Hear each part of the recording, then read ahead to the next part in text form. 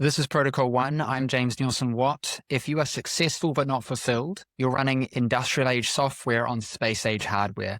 It's time for an upgrade. Don't settle. Hey, Justin, welcome to the show. I'm excited to have you on. We had a good chat at the scaling.com event, and I had to get you on and dig into your insights. I think it's going to be a really cool episode. So thank you for coming on. Yeah, man. Likewise. Looking forward to it. If you can give our audience a bit of a backstory about you, like I know that you're a football coach, I think, and a teacher, and then you've kind of just sort of swung and said, I've had enough. I'm going to make schooling better. I've butchered it, but jump in, tell us your backstory and get us up to speed. Yeah. So working backwards right now, I founded and run a Christian leadership academy. It's specifically kind of an entrepreneurial leadership academy. We launched it 5 years ago in Northern California.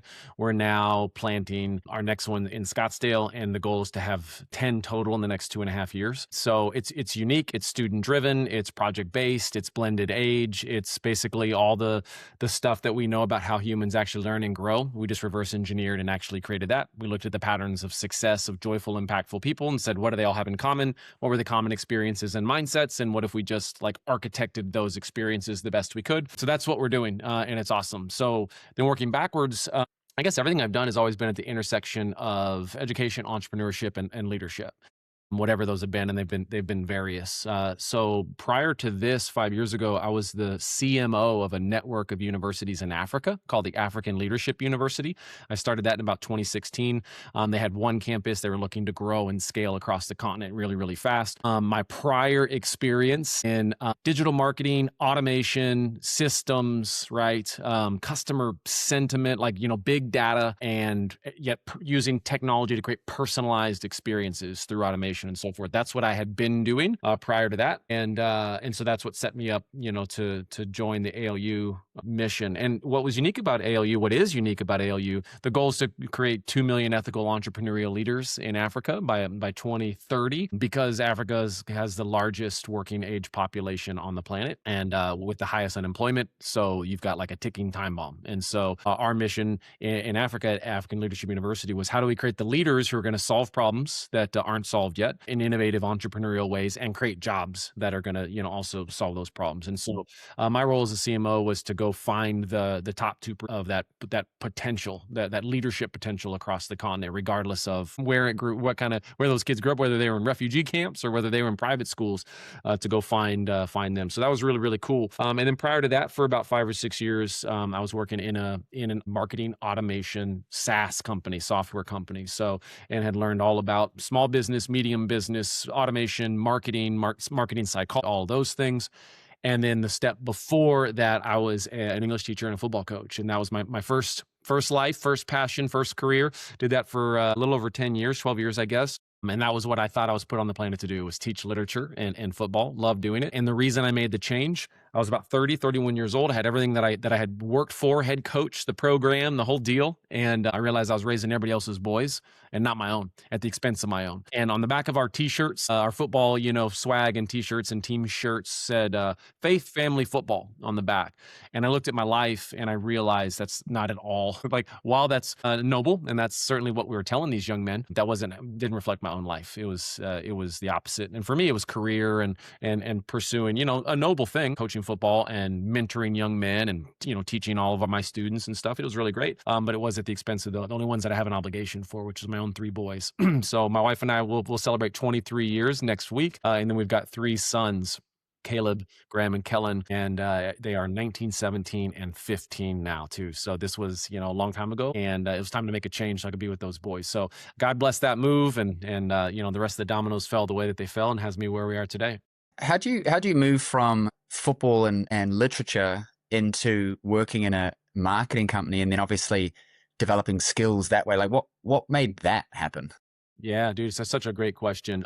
Well, there were 2 things. One, I needed to make a change and put my faith, family, and football. I had to actually put faith and family first. So my career was going to wrap around that in whatever way. So that was the first thing, was like, burn the boats. I'm a Christian. That faith is important. In just the circumstances of our life, I was working on all the weekdays and on the weekends with football stuff.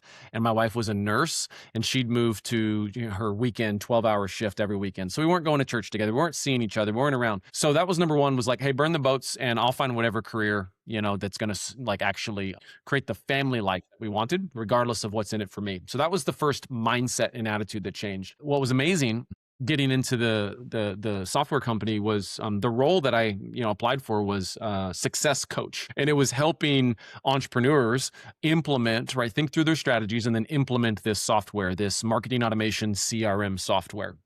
At the time, it was called Infusionsoft. Now it's called Keep. They were bought out by Thrive about a year ago. Anyway, so it was coaching. It was entrepreneurship, and it was education, and it was coaching. And so that was the link to it. Kind of circumstantially, the only reason I even knew about this company was it was kind of this, what was this, 2012, a cool, hip, growing software company. They had busted out of the size of their building and had to, buy the next building in the sort of industrial complex that they were in. So big warehouse, kind of areas. And it was an indoor sports training facility. So they had an indoor turf field that was next to them. And they punched and grew out into it. And they had all these desks and stuff in what was formerly this athletic complex. And that was my connection, was they'd hired me to do quarterback training and some other development camps that they'd done. So I was looking for a place to train my quarterbacks in the summer as I left my previous job of being a teacher. I'm like, well, all right, maybe I'll spin up my quarterback training business, but I need to be able to train athletes throughout the whole year. And we lived in Arizona. It's 115 degrees outside in the middle of the day in the summer. And I needed more inventory to train kids. I'm like, well, I need some indoor space. That's how I reached out to what used to be Velocity Sports Performance, found out it was this software company, thought that looks kind of cool. Maybe I can do that. Maybe I could be a copywriter or something like that. Ended up finding the success coach role. And that was the link. So totally unexpected and a total blessing. Yeah. So how long were you with Infusionsoft? From when till when? 2012 to 2016. So it was about 5 years. And then I moved into ALU. That's hilarious, because I graduated chiropractic college in 2013, had my own practice in 2014, two of them in 2015, and started using Infusionsoft around that time while I was figuring out all my marketing stuff. I think we talked about that a little bit before show. I think that kind of stuff is hilarious. Like, there's always some kind of link and you just don't know. And then it kind of circles back around. Anyway, I thought that was funny. Do you remember your success coach's name or who? I mean, it wouldn't have been me at that time. I wasn't on that team anymore, but how amazing. That would have been funny. Yeah. No, I can't remember that, but yeah, So you talk a lot about entrepreneurship. I think that you already had a sense of it in the way that you were doing things with the football coaching. That would be my hallucination, is that whether you were aware of it or not, there was something going on there, because it became natural for you to then move into those other ones. And then obviously now it's a big part of what you're doing. Why do you think entrepreneurship is so important, and why is that the lead thing that I forget the acronym ALU is doing in Africa? I want to hear. I have my thoughts, but I want to hear your thoughts around entrepreneurship. Yeah, James, I love how you ask questions, man. I love your mind. I was a reluctant entrepreneur, or like, I didn't think of myself as an entrepreneur whatsoever. I mean, literally, I was a school teacher and my wife was a nurse. You don't get sort of any less entrepreneurial than those careers, which is also why it was a really hard thing for me to do, was to leave. And then entrepreneurship opened up. It became a pathway of creation. That's the primary thing. So what was innate and the things that I was doing was being a football coach, and that's being a CEO. That's, and you've got hundreds of players, you've got dozens of coaches, right? You've got vision, you've got resources. As a teacher, I was also the sponsor, or whatever I guess I can't remember what they called us now. I sponsored the newspaper. I taught journalism, right? So that was like, I learned some digital marketing, and like I learned WordPress that way. We had a real, a P&L and those things. I think I ran the yearbook as well. So it was just enough entrepreneurialism, right, in those contexts, and leadership and creation and vision and aligning people to a vision and selling people to that vision. There's just enough of it that was kind of the first places that those awoken in me. And at the end of the day, I think it's leadership. So entrepreneurship / entrepreneurialism, for me, it's a mindset, right? First off, it's about problem solving. It's about innovative, creative thinking. It's about seeing problems as opportunities. So there's an optimistic mindset. It's about value creation, creating something that otherwise wouldn't exist. And one of the things I love, and you can already kind of see it in my background, I love team sports. So I was a team sport athlete, basketball, baseball, football, and then I loved coaching football. I loved building teams. So, and ever since, it's always been about building teams. Like, hey, what's the game we're playing? How do we create the best team of people who want to play that game and get clear on how how we win, and then let's go win, right? And let's enjoy the trials and tribulations of that process. To me, everything's just like a game in that way. So that's what entrepreneurship is.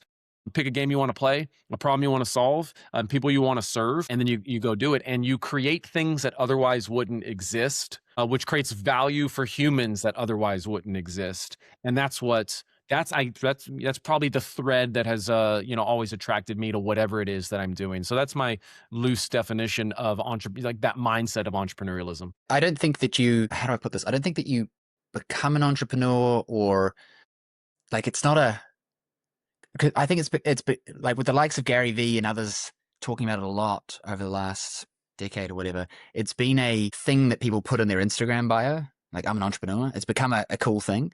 And I think that you sort of are entrepreneurial because you think about outcomes, solutions, problems, people, bringing the vision. Like, that is the entrepreneurial skill set.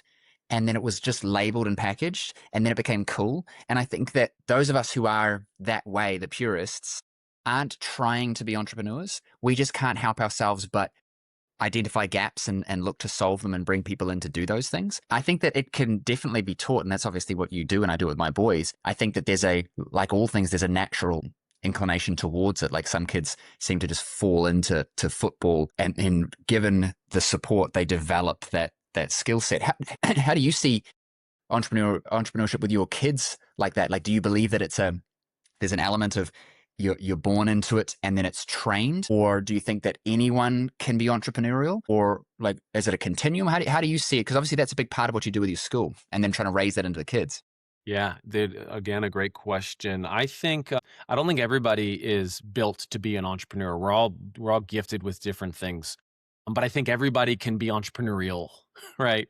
There's that distinction. And really, again, it's a mindset, and I think it's sort of a meta skill set, right? How do I do a lot with a little? How do I frame a problem well? How do I ask the right questions? And you know what makes good entrepreneurs and good businesses and good product developers, whatever the context is, it's human-centered design, which is empathetic listening. It's asking great questions, going, hey, what's the problem, and what would it look like if it was solved, and how painful is that, and so forth.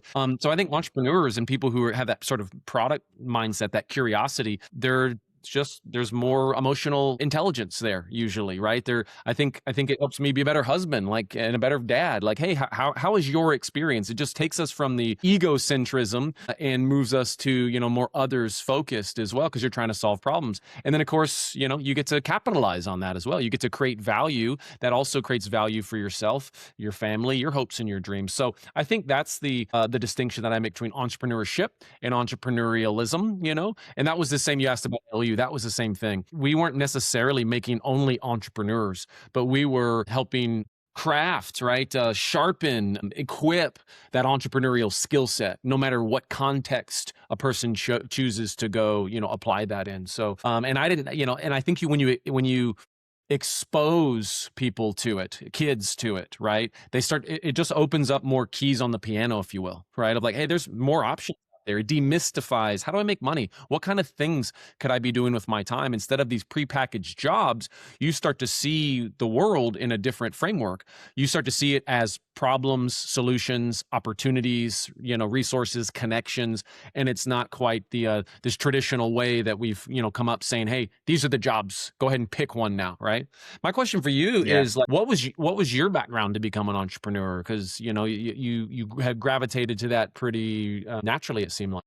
Yeah, I grew up, dad left when I was 8, didn't really have any strong, positive male role models, had a lot of family, stress and things, and gravitated towards a girlfriend at the time's father was a doctor, and he'd been doing it for 20 years. He had money. They had a really nice house. Like, they took me to Fiji. They took me skiing. I was like, oh, like, there's a whole, like, my mum worked as hard as she could to make us survive from watering down the milk. So it was like 50% water, 50% milk, so it could go further. And you always hope to get the first bit of the milk because, the rest was just going to be more and more watered down. And that was a survival mentality and a scarcity mentality, I realized looking back now, and it was doing the best that she could. And then I saw this other side where it was like, we had chicken. I haven't really told the story before. We had chicken once for dinner at my girlfriend's place. And they gave me my dinner, and there was this chicken breast on it. And I said, this is massive. This is all mine. And I'm like, yeah. And I realize now how like broke kid I sounded. But I was like, this is and I was going off like, this is huge. I had this big giant piece of chicken breast because I had never had that. I just remembered this. And in that moment, and they were obviously looking at this kid like, holy crap. And I'm thinking, there's like a whole nother side of life. I've got to figure out this money thing and this career thing in this path. And at the time, later on, my mother had a partner, stepfather. He was a chiropractor, and I saw that he was able to get clients, see clients, do really well. And from my perspective, like print money, it's like I saw this client, I helped them, I got paid all this money for it, and I was like, so I could just see, and I was doing the math. I was really good at math. I was just doing the math. I was like, so if I just saw all these clients, I could make this much money.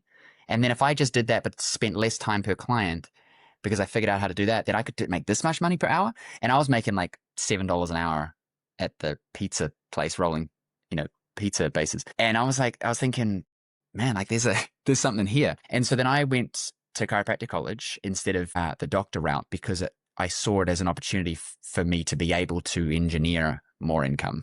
And so I was already thinking like that because I'd always been the smart, lazy kid where I did the least to get the grade. So I did the thing and passed it. And, but I tried to do the least amount to get it, if that makes sense. So I was never going to fail. Like that was a standard, but I wasn't going to arbitrarily study to get a little bit extra more of the grade because I was already getting the above average, like better than most people, but just not the top nerdy kid. I was like, yeah, that's a lot of work to get to there. And it doesn't actually give me anything extra. So I was just like, I'll just stick here, which is way above where everyone else was. And so this meant it I realized now, like with hindsight, it's like marrying those two things together. And so then when I graduated, during studies, we had to get a whole lot of clients. So we had to get 50 new clients, 500 regular patient visits, and we had like the whole year to do it or whatever. Delcy and I, we got together at chiropractic college. We were sort of doing things together, doing spinal screenings and figuring out how to get clients. We ended up with 720 or 50 or something like that patient visits and a crap load of new clients. And we had just figured out this way of just like making it happen. That when we left, we got to a point where this is choice. Do we go and take the 6-figure jobs in Australia, or do we buy up the practice that we're working in and transform it? Because it was my stepfather's practice, but we were working in it and it was mostly our clients, and but we didn't have full control to do whatever we wanted to do. And so we're like, it's not working. We could barely pay our bills. Do we go overseas and take big money, but then she's away from her family, or do we do this thing? So we decided we got a loan. We went into business together, and at that moment when it was like, it's all on you, but you can do anything you want, but it's all the pressure's on you, we just went mental. We tripled it in 3 months. 8 months later, had a second practice, and then kept scaling it. What I realize now looking back is all that was happening was identify the right next problem to solve and then solve it. And then it creates another problem that you then have to solve. And if you continue to do that, what's essentially happening is you're climbing the ladder. You're closing loops and opening loops. But it wasn't really until 2019, 2020, when I started consulting and teaching others how to do what I had done, that the entrepreneur thing really kind of kicked in. And then from that, it spread to multiple other businesses because I just took the model and I duplicated across into different niches and then kind of stacked them all together. So then when I made one solution for one, it could be put into all of them. And now we have a software and whatever. So it kind of just extrapolated from there as I developed our core skill set from just helping patients get results and being really good at that to now I've got to manage teams and I've got to build these things and learn this stuff. And, so yeah, it's been a progression, but I never thought of myself as that. It wasn't a thing in my world. No family member had even gone to university, really. I think one did as an adult, but like no one had been to university. No one had businesses. It was from an employee mindset. So it wasn't a thing. I just was always someone who was solving problems and going, why are you doing it like that? And that was my mentality. Like, why are you doing it like this? This seems ineffective. My grandmother classically would tell me, because I would always lean on my leg and stack firewood with one hand. And she's like, why do you use two hands? I said, because then my back's going to hurt and I'm going to have to take a rest. And so I'm going to get less done than if I just lean here and do the one at a time, slightly slower, but I get more done. And she's like, don't be lazy. And I was like, hang on, I'm getting more done by being lazy because I'm optimizing. But it's just, that was my mentality. It was like you said, it's like, it's an innate thing in me that even if I was in a job, I'm still going to be thinking like that. Like, why are we doing this? Why does he have a job here? Why don't we just replace him with an AI? Like, that's always going to be my mindset, which naturally tends towards not having a boss because now they're going to restrict me. And it moves towards solving the problems myself, Yeah, man, I love it. And I do think it's I do think it's wiring, right? And there's mostly wiring, and then there's some nature in there too, but somewhere in there, the value of efficiency became important to you in your mind of like, what's the best way to do this? And best also is determined by like easiest with the greatest outcome. So there's like an efficiency in there. Whereas other people, like there's a dogmatic, no, we got to do it. We got to do it the right way, the traditional way, whatever that is. And like, the traditional education system looked at students like you, and we're like, dude, why aren't you striving for more? And of course, you see something that, and kids like you saw something that traditional educators and like the traditional world doesn't even acknowledge, and that's what's the saying? The A students work for the, work for the C students kind of deal, right? So, and that opened my eyes too, being an educator, being like, hey, you're supposed to strive for excellence and you're supposed to do this and you're supposed to get A's in every domain of your life. You're supposed to be excellent and maxed out. How dumb is that, right? And then it was, getting out of it and going, what's the point? What's the objective? What's the objective of stacking the firewood? What's the objective of work? Like, what do we actually want? And I think that's, our world asks us or has us ask so much, like, what do I want to do? Rather than the question of like, what kind of life do I want? Like, what kind of, what kind of life? Yeah. Missing, right? Like it's the way that I see it is there was mostly unproductive. There was very few productive. They kind of found their way out or were in a family of it. And so the natural meta culture was wait for people to create jobs for people to go and do. So when I say unproductive, I don't mean overall. I mean, like, you get what I mean? Like the people waiting for a job to do a job and they can do that job well. But then there were those creating the jobs.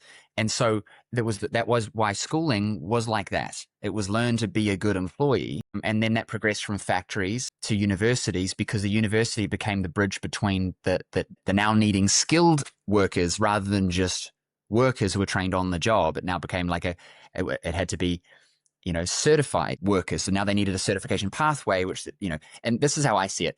And so what's shifted is the metaculture has become more like self-entrepreneurial, figuring things out. And so the old way of just slotting a person into a job doesn't quite work anymore because companies aren't looking for this person to do this job, especially as technology progresses. Like I made a note here. If we were to go completely left of field, the main issue, in my view, is going to be AI and robots is going to make jobs redundant. So therefore, what will be left is how do I creatively make experiences for people or solve problems beyond just a job? Like I need my trash taken out. That's a job. Trash man comes, takes trash, right? Someone needs to operate in the machine to do the trash thing at the trash place. Those are jobs that will be automated and robotic. And so a driverless truck will come, an Optimus robot will get out and grab your trash bag and stick it in, or something in between. And so the job of doing that is going to disappear, which means that we're all going to need to be reprogrammed, which is going to be a big issue.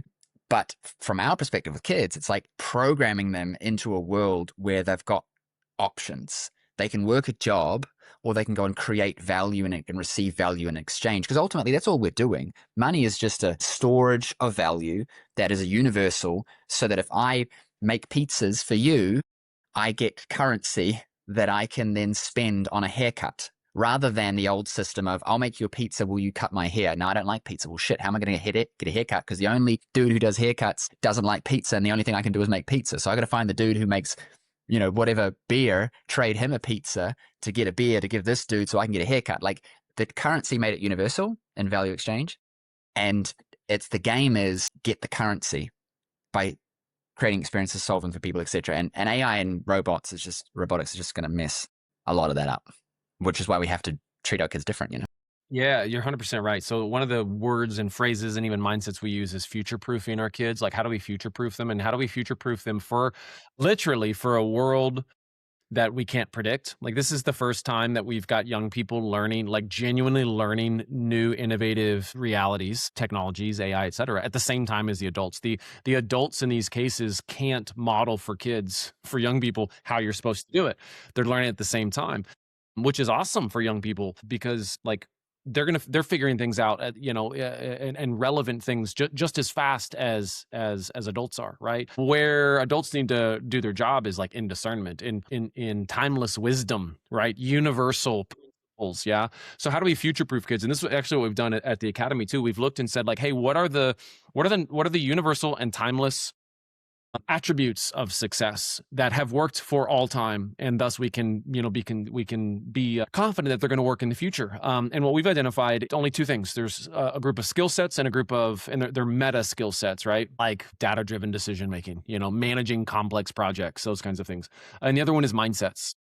And so when we look at, hey, what do successful people do? And you're talking about it, how do we future-proof somebody? It's what are those meta skill sets and what are those mindsets that will have someone go into a future and instead of, be afraid of the global reports say that by 2030, AI is going to eliminate 90 million jobs globally. It's a big number. But the other side of it is they expect 170 million new jobs to be created, jobs that don't exist yet. Right, that no one can teach, that you can't have a professor or a degree program built around yet because they literally don't exist yet, right? So whatever those things are going to look like it's going to take innovation, it's going to take creativity, and it's going to take confidence to go, hey, here's a problem, here's an opportunity that needs to get solved. And you hit it right on the head, man. It is really simple. It's what we teach our kids too. You get paid to create value. You create value by making somebody's life easier or better. There's only two people whose lives you can make easier or better. It is your manager or it is your customers. And when it's your manager, you're making his or her customer's life easier or better. So it really gets simple. Cool. Hey, how can I make something easier or better for the person that I'm responsible for? And if you're an entrepreneur, that's your customers. If you're a nonprofit leader, right? That's going to be your end benefactors, but also it's going to be your investors, right? Your donors. How do I make your life easier, better, right? A way to deploy this capital that you want to use. So it's just getting clear. What do people care about? What problems exist? How do I solve that? And there's so many ways to do that, so many places and domains to do that.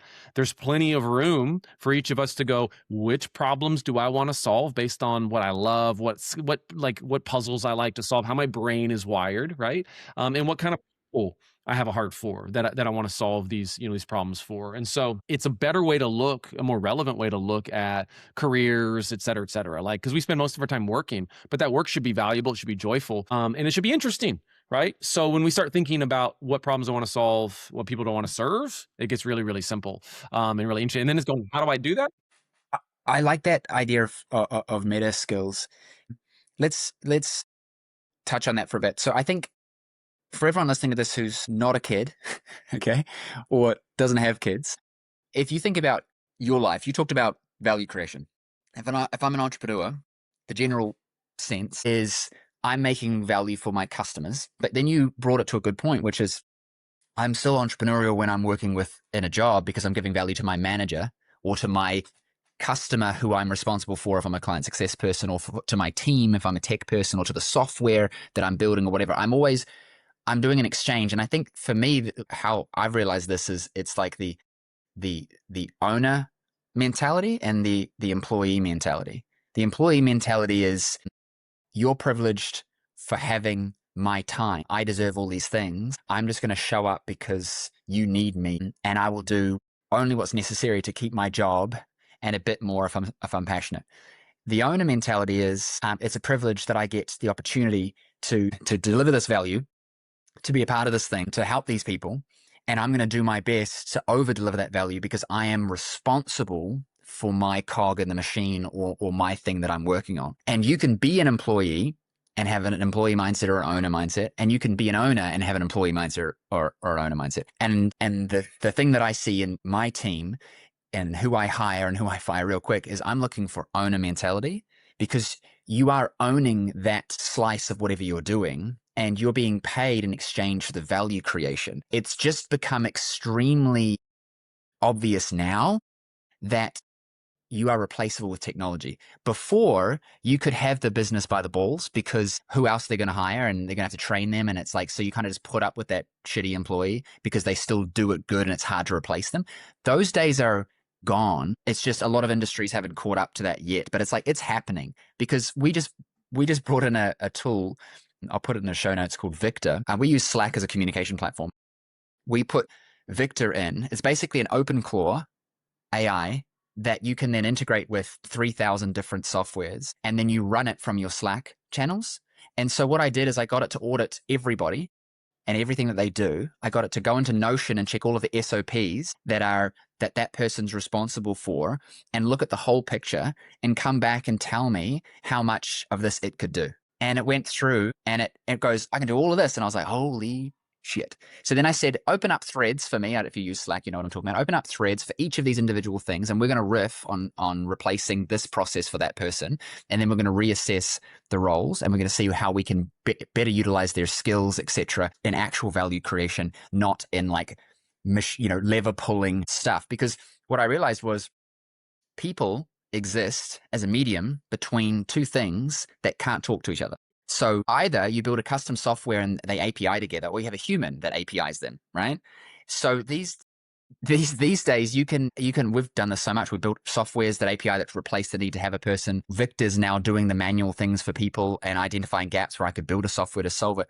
And so the only thing that's going to be left is the value creation aspect. So to circle back, it's like if you're an employee mindset, you're taking. If you're an owner mindset, you're giving.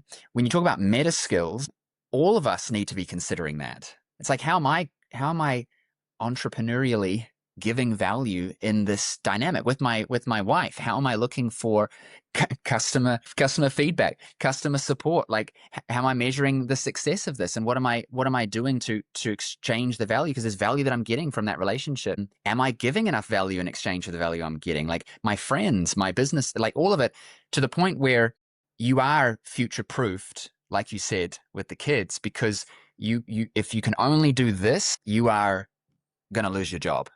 If you can only do this, you're going to get stuck, you're going to get hurt.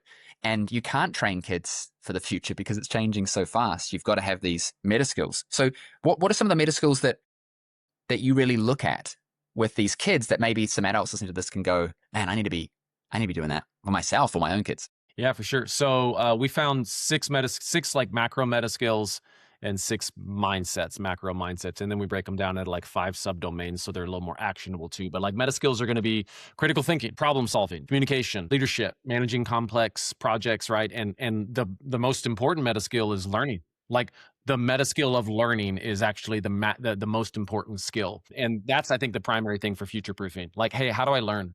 And how do I learn things that aren't going to be packaged deep and taught to me in a course, because I got to just figure it out, right? And that's one of the key mindsets, right? Is figuring it out. And then on the flip side of that, with those mindsets, right, and that's what balances it, is going to be things like resilience is like drive and resilience are the primary 2 things. They are the top predictors of success, regardless of any other profile, right?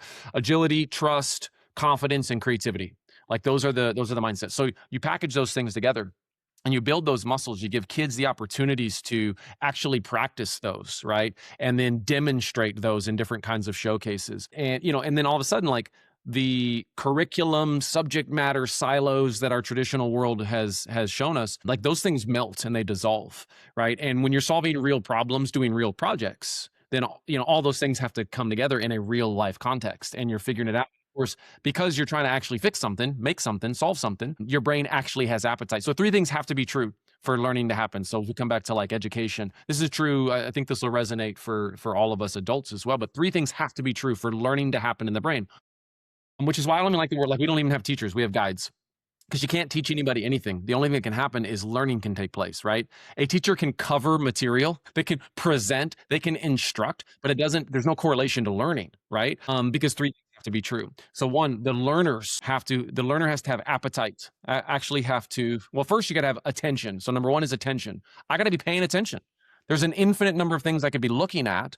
If I don't give it my attention, well, then it won't resonate. So attention. Number 2 is appetite, the desire to actually listen and learn and do the hard work to process what's being happened. And then number 3 is ability. Do I have the cognitive ability?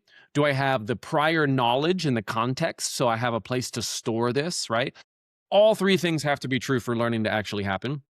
And so our traditional model, like the one-to-many model, the sage on the stage, I got 30 kids, right? It's even more than that in most classrooms. And I'm like, okay, what % of the kids are going to give me their attention or have an appetite and have the ability right now on the thing that I think is important for all 30 or all 40 of them, right? And the answer is usually about 3. If I'm lucky, it's about 3 kids are going, this is cool. I'm vibing with you, right? And then it shifts 5 minutes later, because our brain thinks 5,000 thoughts a minute. It shifts. And so that's why the penetration of learning, right, in a traditional model is thin.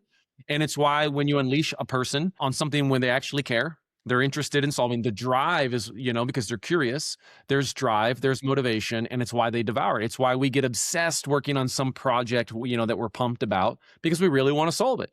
So we just have reverse engineering. If this is the way humans actually learn and actually create, productivity and value, let's just flip the script to the way that they actually learn. And who cares what they're learning? If everybody is learning at the frontier, the edge of their ability in whatever domain because you can only focus on one thing at a time anyway. So it's kind of a fool's errand to be like, hey, you should learn all of this stuff across all these pillars across this whole year after year after year. And we know so little of it is retained or absorbed or applied.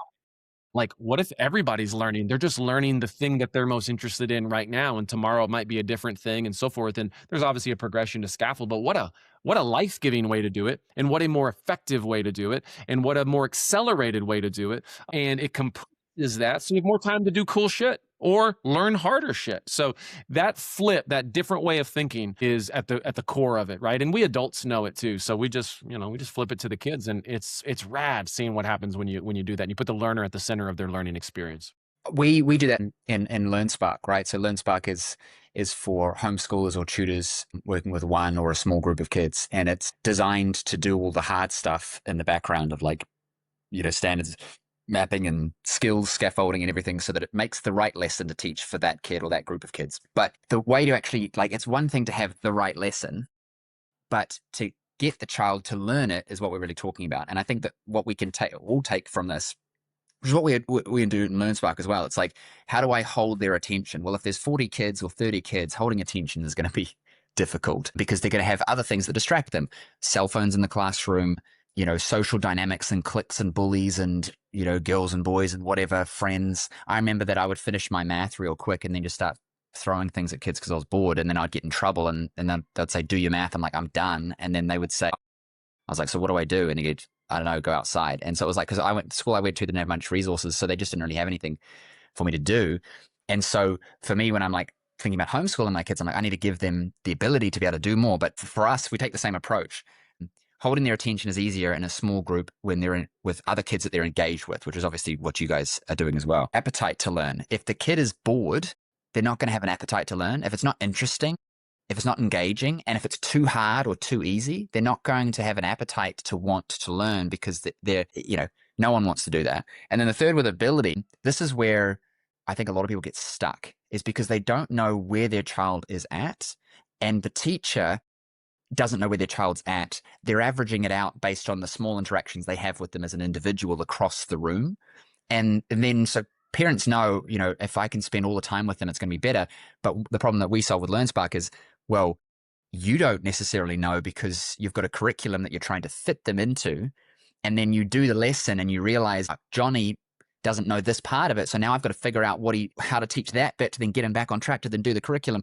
So it's how do you break that down so that it is always something that they can achieve, but stretches them a bit? Like our philosophy is, it's got to be, you got to feel accomplished. It can't be so easy that it's too easy because then you'll lose your appetite.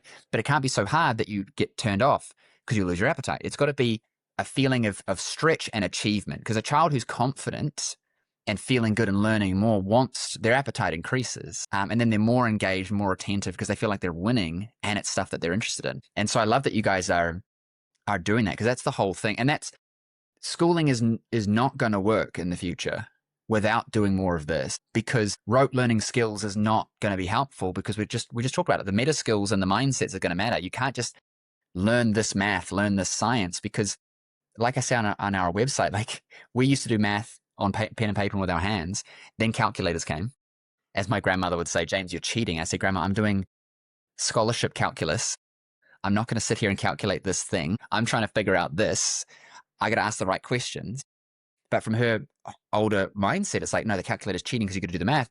But if you remember, the stuff we do in high school math is what people spent their entire careers trying to figure out how to do. And we're geniuses, and we're just learning it at 15.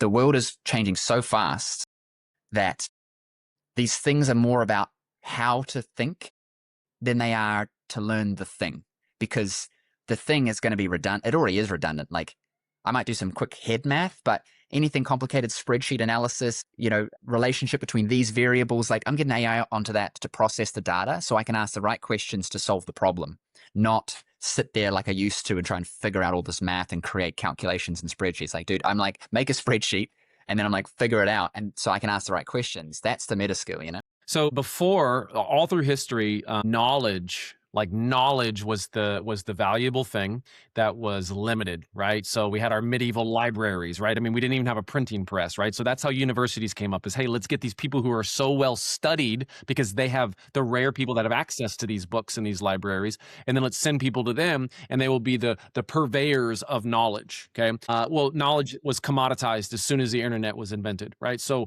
all knowledge, all time, commoditized. You have access to it, right? You don't need to go to college. You can learn anything you want for free. That's just a truism, right? People acknowledge it, but then we go spend $250,000 on college student, right? Because people want the college experience. Like, let's just call it what it is. So number two, though, is tasks and skills. To your point earlier, is what we were paying people for. There was value, and I can do tasks and I can do skills. Well, AI now is commoditizing tasks and skills. That's the wild world we're in. And that's why we're talking about meta skills. What are the meta skills? So, it's taking the spreadsheet data and even the data analysis, which data analysis, right? Making a data-driven decision is the meta skill. Data analysis is no longer like the skill. Like the AI is going to do the analysis better. So what I need to do is lead and go, hey, what do I do with this insight? Right? What problem am I solving? And based on this insight, how do I leverage that into the most prudent decision, the most whatever I'm trying to solve for? And so that's what we're trying to actually teach. Now, the final thought, real quick while we're on it, is some people think that means like, two thoughts. This is true. World Economic Forum always puts out a future of work, future of jobs report every year. And they're like, hey, the top 3 skills that will be obsolete or irrelevant by 2030, they're saying, because of AI, is math, reading, and writing. Like literally the 3 most important things, obsolete, like irrelevant. And so we think about this a lot with our academy, and it means that humans aren't going to need to be able to do it. Meaning they're not going to be engaged in the activity of doing math, really, of doing reading and doing writing, because anything you could read now can be, can be audible from the AI that's given it to you, or a video or whatever. And we're not going to write because we're going to dictate. We're just pumped into your head. And people aren't writing now. I mean, we're seeing people's verbal speech patterns getting conformed and shaped by AI speech patterns now, right? Like people are talking the way, so we're getting this interesting, loop and stuff. Here's the deal. So what we think about is like, hey, no, your kids and us won't need to be doing math. Like, how much math do you really do anyway? It's wild when you really ask those questions. How much math do you know and can do right now? Dude, you try to do 5th grade math, right? Like just multiplying mixed numbers or fractions, it'll blow your mind. You're like, I don't remember this crap, because we don't do it, right? So, but here's what does matter. Doing math. So let's say we're kids. Doing math builds and activates the brain, activates the neurons, and builds synaptic connections, right? Which is how we actually build our brain. We build our horsepower. You have between 300 trillion and 500 trillion synaptic connections in the human brain. The difference between 300 and 500 trillion is actually a really big difference, right? That's a low IQ, right? Low horsepower versus very high horsepower. And that's that neuroplasticity people talk about. We can build our brain the same way we build muscles, but you have to do the work. So what's going to happen with AI that I think is going to happen is the atrophy of the human brain. All the opportunities that naturally, subconsciously, organically happen for those synapses to get created, though a lot of those are not happening. That's why we are dumbing our species down. So we've got to ask, just like we go to the gym now. People didn't have a gym in history. You know what I mean? Like they just bucked the hay and churned the milk and all the things and walked, to the well. And so they were more healthy. We're so convenient now. We have to go to the gym. We've got to, wear special suits that, and take vitamins and all these things. So we've supplemented the convenience of our lifestyle. We're going to have to do the same thing. And I think healthy families, healthy parents, healthy people are going to be like, we got to get in the brain gym, right? So we think about doing math with our students, writing and reading, as so fundamental to brain building. It's not about knowing how to do mixed number multiplication. That is an irrelevant skill. But doing mixed number multiplication is nothing more than solving problems, building synapses, which also means we don't have to be dogmatic that the only way to build that part of your brain is worksheets with mixed number multiplication. We can build those synapses in a whole bunch of other ways, right? And so, and real simply, there's parts of the brain that math builds and activates that really no other activity can build or activate. Our brain is so impressive. We know there's at least two other activities that build the brain the same way that math does. And we know it's music and it's chess. And my guess is there's some ancillary things we humans haven't figured out yet that's activating that spatial numerical part of the brain. So like literally our kids can play chess. And we know that is having as good, if not a better effect on building that part of their brain as working on a math program. So we can supplement, right? We can create more well-rounded people through more well-rounded activities and harness that appetite by going, hey, do you want to work on your math or do you want to play chess right now? Or do you want to compose something, in music or whatever? And now there's more options. So I'm excited for us to, as a species, to unlock the human brain a little more, just to give us, some more permission to try new things. But at the end of the day, like, a lot of it's just common sense too, of like, hey, my kids enjoying this process and, they're critical thinkers and they're being creative and math comes easy to them because they love to spend time on all these other activities as well, instead of trying to hammer, math into their brain. Anyway, I think that is going to be the key.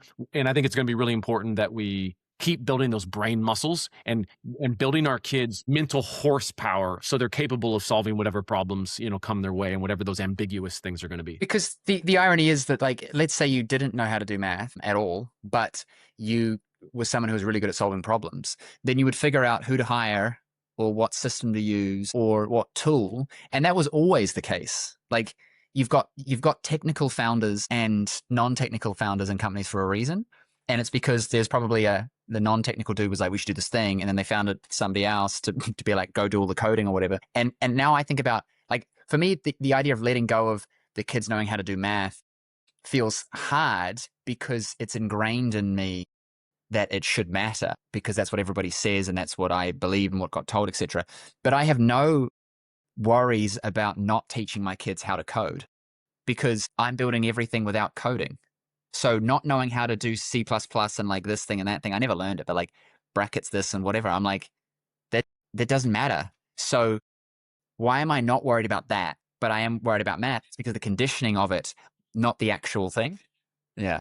It's conditioning. And what hasn't happened with the math yet that has happened with AI is, first off, what is code? It's a language, right? What is math? It's a language, and it's a language that is a tool to create other outcomes. So, and we quickly, as a species, we quickly see code in coding languages and all that sort of stuff. And it's made amazing stuff because it's necessary and it's in there. And then we've bypassed it now and we have access through AI and vibe coding to do it ourselves. I think math is going to be the same thing. And of course, reading and writing is language, right? So I think that, I want to make sure this doesn't get lost in translation either. This is not about, hey, what's the most practical future? What's the most utilitarian robotic future? It's actually the opposite. To me, it's all about human flourishing. I think the primary question as we create the most convenient existence in human history, we already have it. It's only going to get more convenient, right? Is the question has to be like, what does it mean to be human? And how do I stay human? And I think writing and reading, just to use the things we've been talking about, writing poetry, writing a letter, reading a book that someone wrote, I think these are necessary to build that part of the brain, but it's just a necessary activity that makes life worth living also, and we'll find other creative ways to create, somebody that codes a video game, somebody that, whatever, uses modern tools to create art. That's all good. It's not about like this romantic dogmatism, like, oh, it has to be this old way. But it's like, just what does it mean to be human? And to be human means to be empathetic. It means to be creative. It means to, create value. It means to be curious. It means to do these things. So I think that's still really, really important. I just think it's going to shift. And I think we can allocate our kids' times in much more two things: effective and life-giving. Which, dude, when were you when were you enjoying school the best? It's probably when you crushed your math, you were getting bored and they're like, James, we don't have anything else for you. Like, go outside. And you let your mind, explore and create and imagine and do all those sorts of things. Like, that's actually how school should be. Hey, what work do you need to get done? What are you committed to getting done? Get it done. And then what are you going to do with the rest of your time, right? And how can I help? How can I support it? How can I bring it to life? How can I resource it, right? That's what we're trying to do.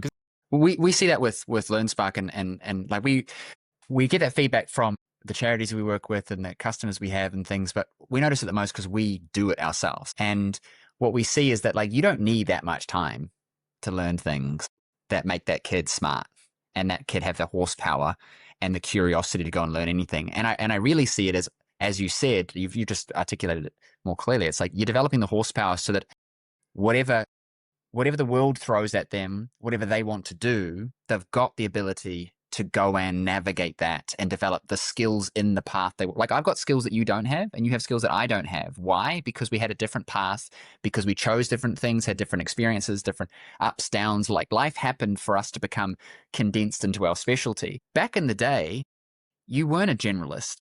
You were a specialist, and then you traded specialty services and everyone was there for specialists. I think we've gone through this like generalist period, and I feel like maybe we're going to go back to a specialist sort of period too, because the generalist stuff is being done by the tools that we have, the AIs and whatever. And so you're going to be left with the stuff that is unique. I think interestingly, movies have got easier to make, right? Content is easier to watch. What do most people spend most of their time doing?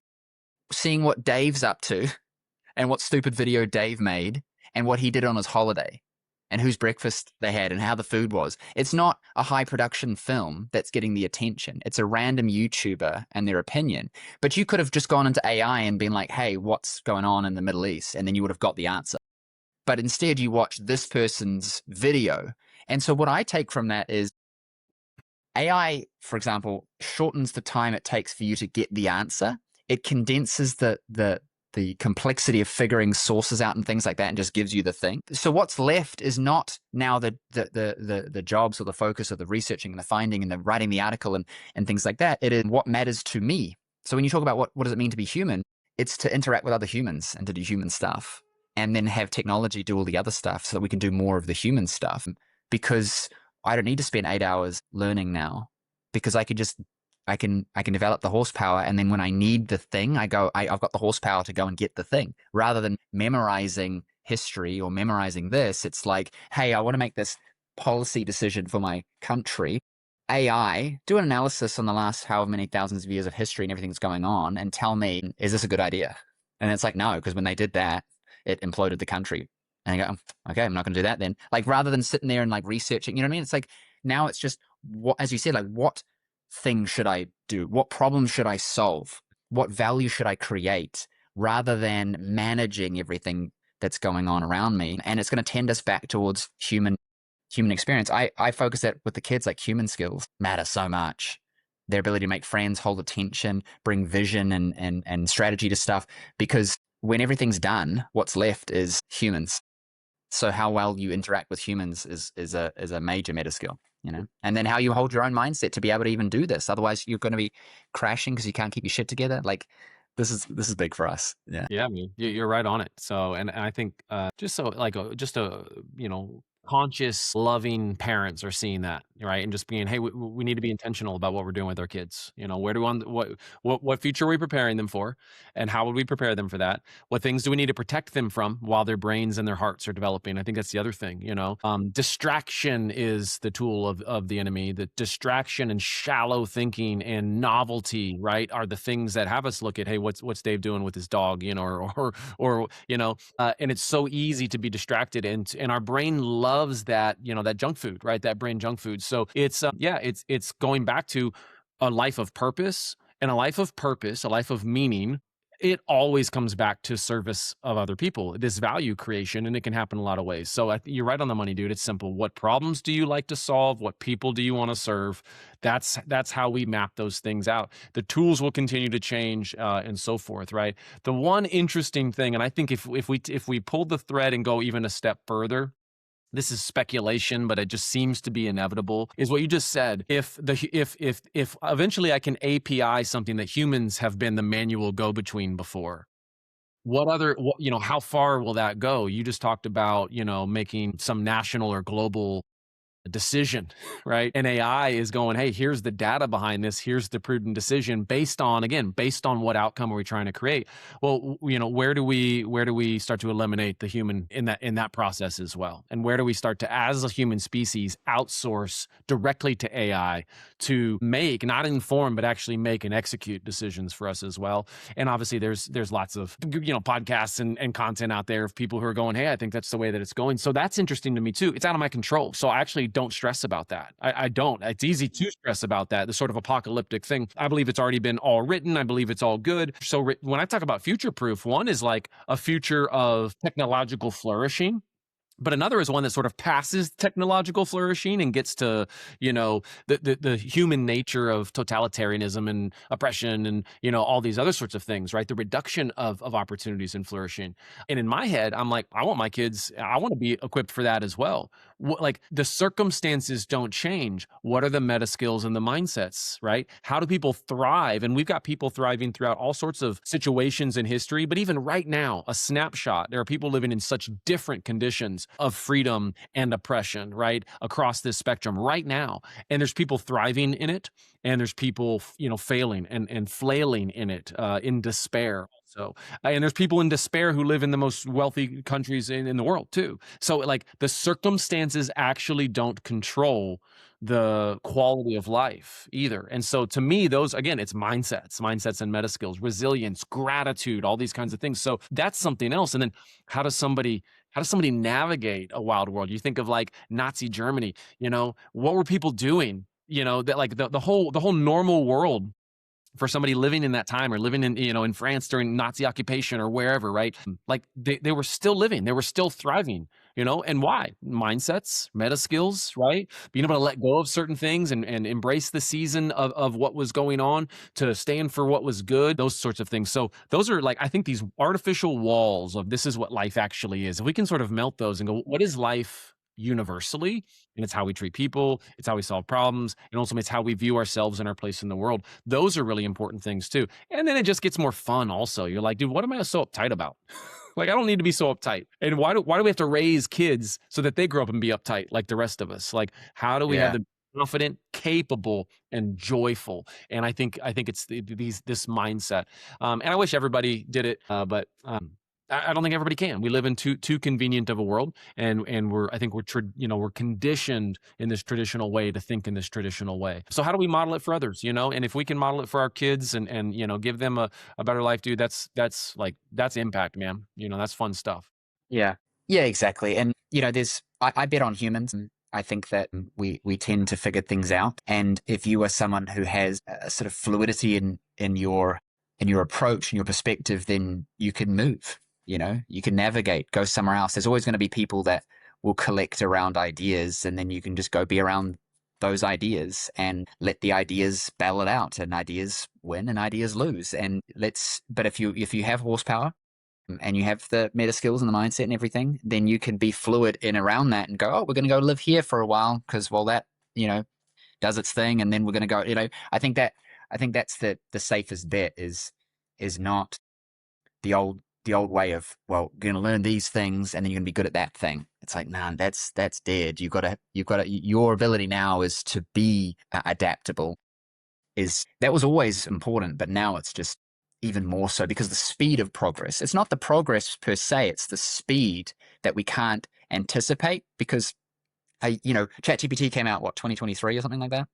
And there's a graph with company growth and jobs, and ChatGPT came out and then the jobs just went like that while the companies grew, because it's not that jobs were lost, it's just jobs were not opened. Like the number of people I haven't hired because I have technology is what people are not aware of. And so whenever I talk to somebody who's not using these things, I'm like, you need to use these things just to be aware of like what's going on, because not knowing is your most dangerous thing. And so, it's weird. World's getting weird, but I think that it's weird only because of the way that we look at it, because of the context that we have. And so until we adapt, it means that we can see it for what it is, not what our labels and conditioning is telling us. You know what I mean? I think that's the key thing.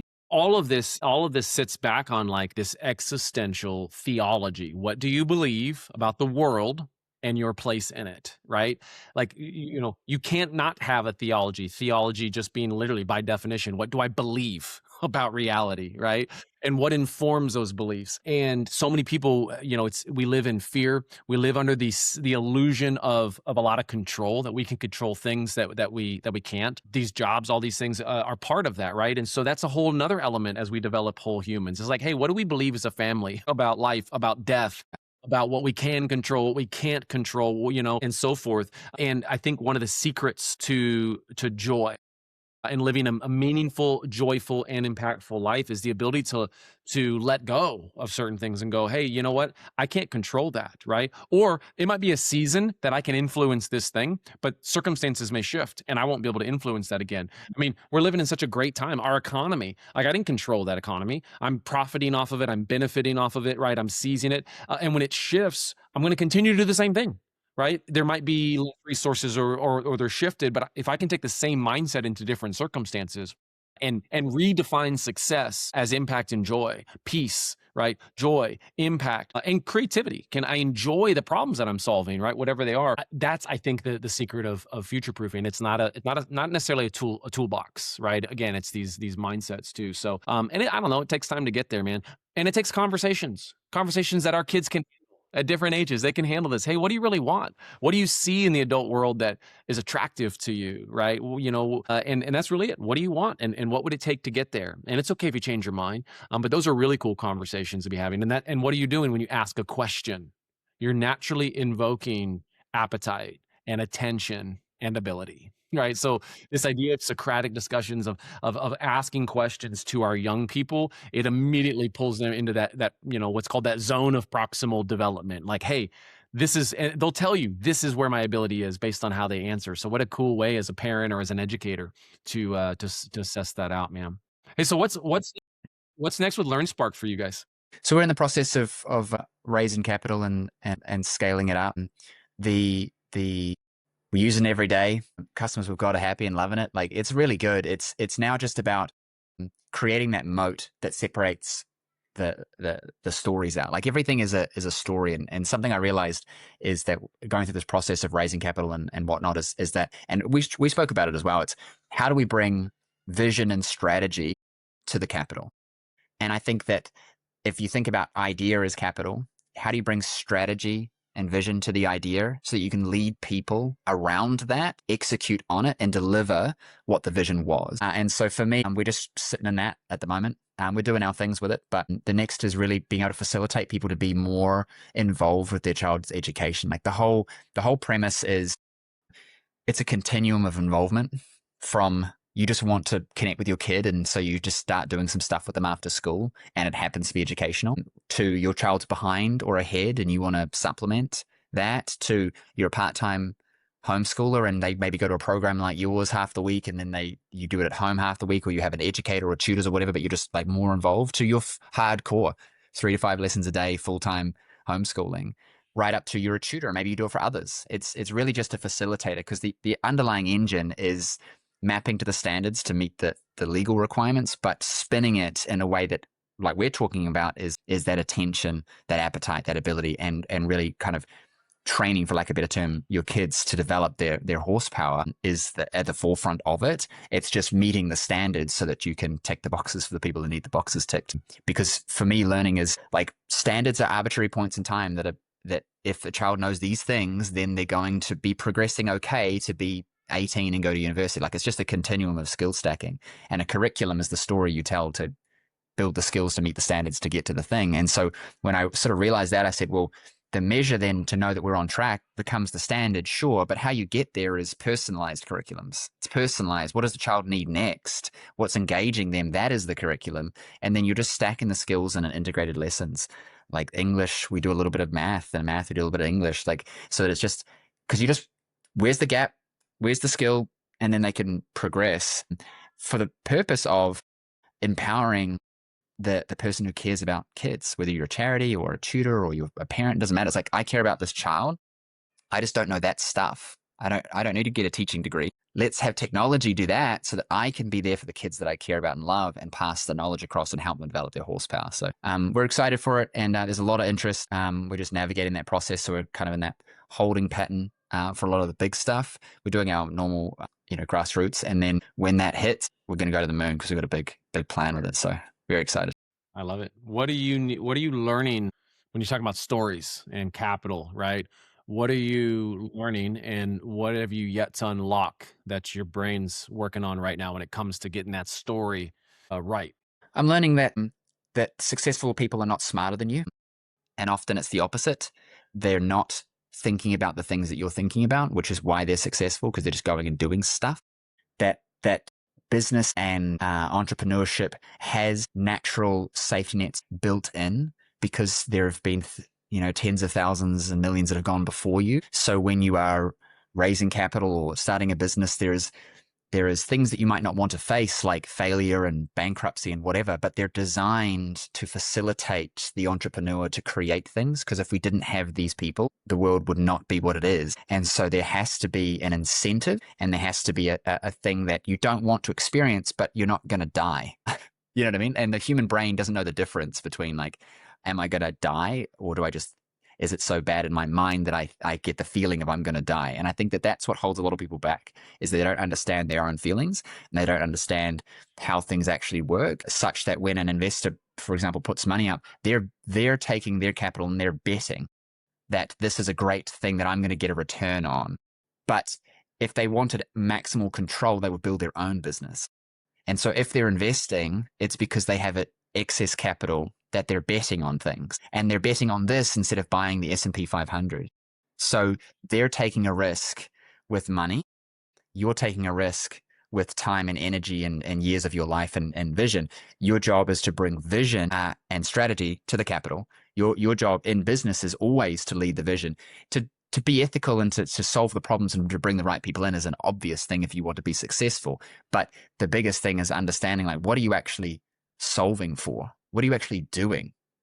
What is the value of the opportunity that if you can spin the narrative to the customer, you can get them to buy? Like, no one needs an iPad, but we all have iPads because Apple sold us a story that we need an iPad. We know you don't even need an Apple phone, but I have one because it was better from my experience, which is all mostly psychological, and then I justify it with logic after. And so that is the nature of all things, but I still feel enough of a value exchange that I buy it. I don't buy them every year, but like that, I know people who do, but it's like I buy a new phone because there's a value exchange. That's life. Like, I pay money for things. And so when I realized that, I was like, so I just need to be very clear on the value that I'm creating. And then I need to tell that story, because if I believe it, I can get another person to believe it. And if another person believes it, we can get another 5 to believe it. And then it's just about that, because value is in the eye of the beholder more than it is in the reality. I could have the best solution to the thing, and everyone uses the terrible solution because no one knows mine exists because I haven't told the story well enough. And that happens all the time. The business doesn't flow to the person who has the best solution. The business flows to the person who tells the best story and connects the most and gets the attention. And obviously you have to be good, but that's an assumption, like that, obviously. But it's not the best thing that gets the attention. Apple makes more money than the rest of them, but it isn't necessarily the best objective product. It's the best product for the consumer base based on the story that they're telling. And I think that for me was the biggest difference. And so the unlock that you asked me about, like what I'm working on, is going from a bootstrapper mindset of like, I spend money that I make, to I've got an idea that's going to change the world, and getting people on board, and then just delivering on that, but understanding that we're all betting on this thing, and that it's not, I'm going to die, it's all on me. I'm loaning money, being loaned money. It's like, no, you're partnering, you're buying part of this because you believe in it. So therefore just lead with the belief and then just follow through and get smart people. But when you have capital, you can hire really smart people. You can say to them, hey, here's the thing, make it happen. Like when Elon Musk said, we're going to land rockets, he didn't go, how am I going to land a rocket? He was like, dude, here's a bunch of money, make this rocket land. He paid the money and his team figured it out because all things are solvable. Yeah, so that's my unlock at the moment. That's what I'm sort of working on, switching that mindset, Yeah, I love it, man. That's great, dude. There's such good wisdom in there too, and you hit it right on the money. This idea of the story and trying to figure out what do they care about, and how do I enroll them in that vision for it too. So it's the same thing we're doing as we're looking to scale too. And it goes back to the same thing we talked about earlier. like listening. What do you care about? What do you care about, person, right? What are you currently thinking about? What do you care about? And then how do I match that to A, the product, but then B, how do I just match the story to how the product actually does the thing that you care about, right? And then being okay with, oh, you don't care about this. That's okay. Like I don't need you to care about it. I need to find people who care about it. And that that input, that feedback is so valuable. I think it might be the most important thing, period, is like listening, asking questions, being curious, and really, really listening, and then figuring out who am I listening to, and where does their feedback, where do I evaluate that? Where do I weigh that in? Kind of in the elevator. Like, too many people ask friends and family for advice or what they think of their thing. And I'm like, that is a terrible, don't do that, because they're not your customer. Are they your customer? No. Why are you asking them? Because anything that they tell you is not going to be, like, by definition, will not be helpful because they are not your customer. So you want to be putting things out to find your customers and then asking your customer who's already shown an interest, taken an action that proves that their opinion should matter because they're doing the thing. Like maybe they're buying another product that's a competitor, or maybe they've bought your product, or they're doing something adjacent. Like that's the biggest thing I've learned in marketing and sales is stop asking people that that their answer doesn't matter. Like if I'm selling sheep to sheep farmers, don't ask the basketball coach if this is a good idea. Like that logically, you know that. But what happens is we ask the cow farmer what he thinks about the sheep farming idea, and then he tells you stuff, and then you change what you're doing, but you're not asking the right person. But they are as opposite, even though they seem adjacent, they're as opposite as asking the basketball coach about the sheep farming thing. But people don't, because we're looking for validation. And so if we go back to what you said about meta skills and mindset, this is where the mindset matters, because if you don't have it, then you will look for validation or invalidation because you're trying to escape from the fear and pressure you're putting on yourself about the thing you're doing. So you're looking for reasons to not do it by getting advice from people that validate that fear for you so you don't do it. Or looking for validation. You know what I mean? Like it's just like, that's what messes people up is not believing in their thing enough and just following through enough. Like most people, the reason you don't succeed is because you didn't do enough for long enough. It wasn't the only way. You had your foot over here and you're like, oh, if this doesn't work out, I'll do that. No, this has to work out. So you can be doing other things, but your mentality, I've realized this, you got a partition in your head. It's like, there is no other way. There's no out. It's like if you want to have a good marriage, divorce is not an option. Like this is for life. So I'm either going to suffer or I'm going to be happy. And if I'm going to be happy, how am I going to figure that out? And that's with this person, and I'm predicated on them being happy too, not just me happy with a side chick and like lying to my family. It's like, no, it's like the marriage is going to be good and they're going to be happy and I'm going to be happy because we chose each other for a reason and there's no way out. That's the only way to make anything work, is that burn the boats mentality. Otherwise you will just, get your way out of stuff. So anyway, dude, this has been amazing. I don't take up too much more of your time. Can you tell us about how people can find out about you, get access to your stuff, your schools, if they're thinking about this or looking for something similar? Like what can they do to get into your world? Yeah. So there's two things. Academy@district.com. That's our school website in Northern California. And we have a new one, Academy in Scottsdale.com. So those are the two things there. And as I'm scaling up and we just hired a new head of Academy to run this campus and I'm hiring the next ones and so forth, it frees me up to do more of what you and I were just talking about. How do I get back to higher level strategy, vision casting, those kinds of things, resource, right? Attracting resources and so forth. So being able to tell that story at a higher level, those are some of the things that, I've got some time now to be building out, so, but in the meantime, those are the two sites to check out. Yeah, thank you. I appreciate you coming on, and I'm going to extract out all the protocols and put them into the community, and we'll do some stuff together as well that I think will be valuable for the audience. And thank you for coming on. This has been amazing. Appreciate you. For sure, James. Love it, man. Can't wait to see those protocols. That's this week's Protocol 1. If you want to know exactly where you stand across all 6 vectors, take the free assessment at 6vectorassessment.com. It takes 5 minutes. The truth takes less. Don't settle.